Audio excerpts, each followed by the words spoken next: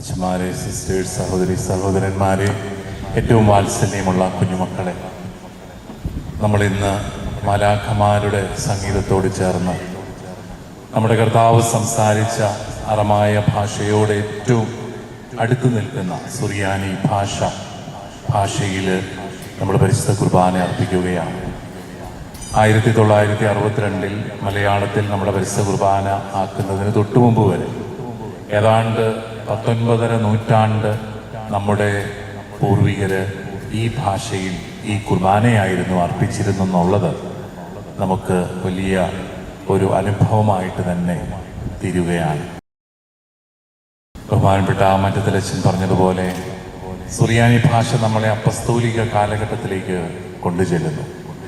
നമ്മൾ തോമാസ് ലീഹായാൽ സ്ഥാപിതമായ സഭയാണെന്ന് പറയുമ്പോൾ തോമാസ് ലീഹ സംസാരിച്ചിരുന്ന അറമായ ഭാഷയുടെ ഒരു വകഭേദമായ ഈ സുറിയാനിയിൽ തന്നെയാണ് നമ്മൾ ആരാധിക്കുന്നു എന്നുള്ളത് നമ്മുടെ സഭയുടെ പൗരാണികതയും അതുപോലെ പുരാതനത്വവും എല്ലാം വിളിച്ചോതുന്ന ഒരു കാര്യമാണ്. ലത്തീൻ സഭ, ലോകമെമ്പാടുമുള്ള ലത്തീൻ സഭാംഗങ്ങൾ ലാറ്റിൻ ഭാഷയിൽ ഇപ്പോഴും പരിശുദ്ധ കുർബാന അർപ്പിക്കുന്നു. പരിശുദ്ധ പിതാവ് പലപ്പോഴും അർപ്പിക്കുന്ന കുർബാനകൾ ലാറ്റിൻ ഭാഷയിലാണ്. അതുപോലെ നമ്മുടെ മലങ്കര കത്തോലിക്ക സഹോദരങ്ങൾ പാശ്ചാത്യ സുറിയാനി ഭാഷയിൽ പരിശുദ്ധ കുർബാന അർപ്പിക്കുന്നു. അതുപോലെ തന്നെ സീറോ മലബാർ സഭ ഈ പൗരസ്ത്യ സുറിയാനി ഭാഷയെ നെഞ്ചോട് ചേർത്ത് പിടിക്കേണ്ടതും ആ ഭാഷയിൽ പ്രാർത്ഥിക്കേണ്ടതുമൊക്കെയാണ്. കാരണം ഈ ഭാഷയാണ് നമ്മുടെ പാരമ്പര്യത്തോട്, അപ്പസ്തോലിക പാരമ്പര്യത്തോട് ഏറ്റവും കൂടുതലായി നമ്മളെ ഇണക്കി ചേർക്കുന്നത്.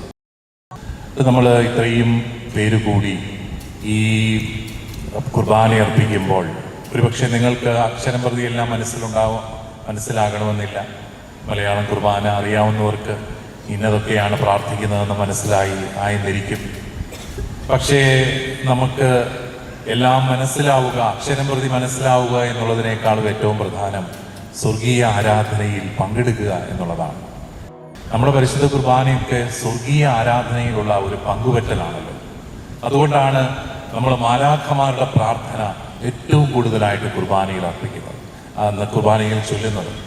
നിങ്ങൾ ശ്രദ്ധിക്കുന്നുണ്ടാവും, നമ്മുടെ പരിശുദ്ധ കുർബാന ആരംഭിക്കുന്നത് തന്നെ മാലാഖമാരുടെ ഗീതത്തോടു കൂടിയാണ്. അത്യുന്നതങ്ങളിൽ ദൈവത്തിന് സ്തുതി. പിന്നെ സ്വർഗസ്ഥനായ പിതാവെ ചൊല്ലുമ്പോൾ സ്വർഗത്തിൽ മാലാഖമാര് പിതാവിനെ പരിശുദ്ധൻ പരിശുദ്ധൻ പരിശുദ്ധൻ എന്ന് പാടി പുകഴ്ത്തുന്നു എന്ന് പറഞ്ഞുകൊണ്ടാണ് നമ്മൾ ആരംഭിക്കുന്നത്. നമ്മുടെ പരിശുദ്ധ കുർബാനയിൽ ഉടനീളം ഏറ്റവും കൂടുതൽ ആവർത്തിക്കുന്ന പദവും പരിശുദ്ധൻ എന്നുള്ളതാണ്. അവസാനം കുർബാന തീരുന്നതിന് തൊട്ടുമുമ്പ് വീണ്ടും നമ്മൾ സ്വർഗസ്ഥനായ പിതാവെ ചൊല്ലുമ്പോൾ വീണ്ടും ആ സ്വർഗീയമായ അനുഭവത്തിലേക്ക് നിറഞ്ഞ് വീണ്ടും നമ്മൾ പരിശുദ്ധൻ പരിശുദ്ധൻ പരിശുദ്ധൻ എന്ന് പാടി പുകഴ്ത്തിയിട്ടാണ് നമ്മുടെ ലൗകിക വ്യാപാരങ്ങളിലേക്ക് പോവുക. അപ്പൊ സ്വർഗീയ ലോകത്തിൻ്റെതായ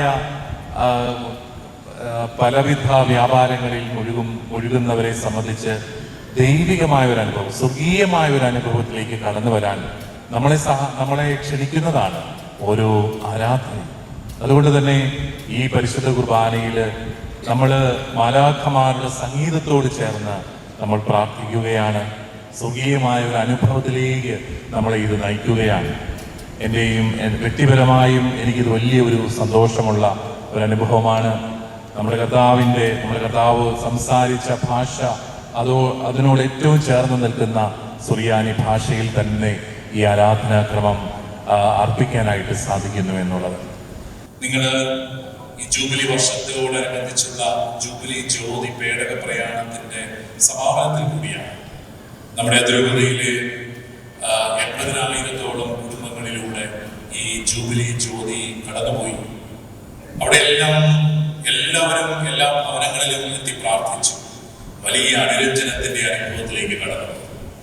നമ്മുടെ കർത്താവ് നമ്മളെ ക്ഷണിക്കുന്നത് ഈ ഒരു വിരുന്നിലേക്കാണ്. നമ്മുടെ വിരുന്നിന്റെ ഉപമയൊക്കെ വായിച്ചു കഴിഞ്ഞു.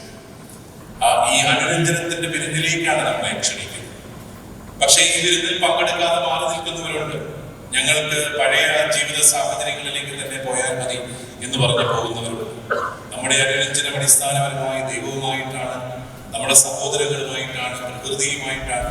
അങ്ങനെ എല്ലാവരുമായിട്ടുള്ള ഒരു അനുരഞ്ജനത്തിന്റെ അനുഭവത്തിൽ നിറയുമ്പോഴാണ് നമ്മൾ ഈ ആരാധിക്കുന്ന ഒരു ജനതയായിട്ട് മാറും. കാരണം ആരാധന എന്ന് പറയുന്നത് തന്നെ ദൈവമായിട്ടുള്ള ഒരു ഐക്യമാണല്ലോ.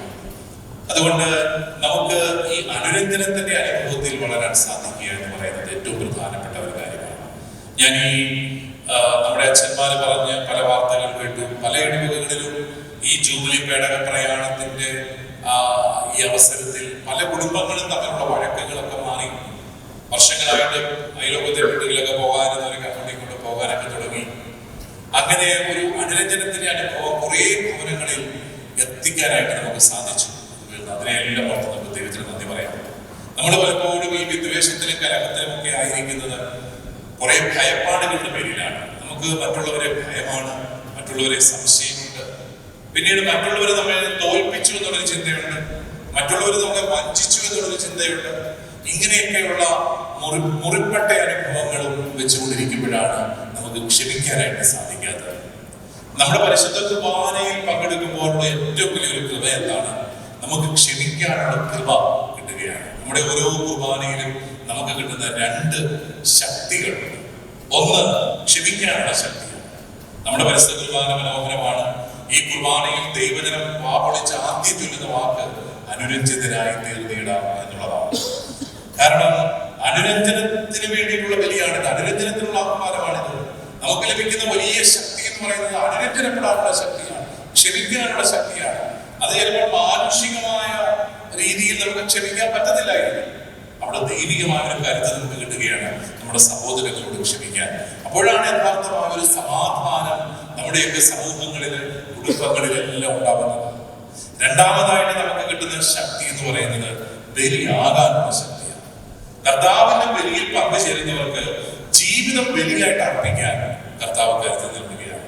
കുടുംബത്തിലാണെങ്കിൽ ഭാര്യ ഭർത്താവിന് വേണ്ടി, ഭർത്താവ് ഭാര്യയ്ക്ക് വേണ്ടി, മക്കൾ മാതാപിതാക്കൾ മക്കൾക്ക് വേണ്ടി, മക്കൾക്ക് മാതാപിതാക്കൾക്ക് വേണ്ടി, കുടുംബത്തിന് ഇടവകയ്ക്ക് വേണ്ടി, ഇടവകയ്ക്ക് സമൂഹത്തിന് വേണ്ടി ബലിയാകാനുള്ള കരുത്ത് കിട്ടുകയാണ്. അതുകൊണ്ട് പ്രിയപ്പെട്ടവരെ, നമുക്ക് ഈ പരിശുദ്ധ കുർബാനയിലൊക്കെ പങ്കെടുത്ത് ഈ സ്വർഗീയമായ അനുഭവത്തിൽ പങ്കെടുത്ത് ശക്തി നേടിയവരായിട്ട് ഭവനങ്ങളിലേക്ക് മടങ്ങി പോകാം. ക്ഷമിക്കാനും ബലിയാകാനും കരുത്തുള്ളവന് സന്തോഷത്തിനൊരു കുറവില്ല. കാരണം അവനെ സങ്കടപ്പെടുത്താൻ കാരണങ്ങളൊന്നുമില്ല. കാരണം അവന് ക്ഷമിക്കാൻ ബുദ്ധിമുട്ടില്ല, അവന് വിട്ടുകൊടുക്കാൻ ബുദ്ധിമുട്ടില്ല, അവന് ബലിയാക്കാൻ ബുദ്ധിമുട്ടില്ല. പിന്നെ അവന്റെ ഉള്ളിൽ നിന്ന് സന്തോഷത്തെ പറിച്ചറിയാൻ ആർക്കാണ് സാധിക്കുക? അതുകൊണ്ട് നമുക്ക് ഈ അനുരഞ്ജനത്തിന്റെ അനുഭവത്തിൽ ഒന്നിച്ചേർന്ന് കർത്താവിനെ സ്തുതിക്കാം.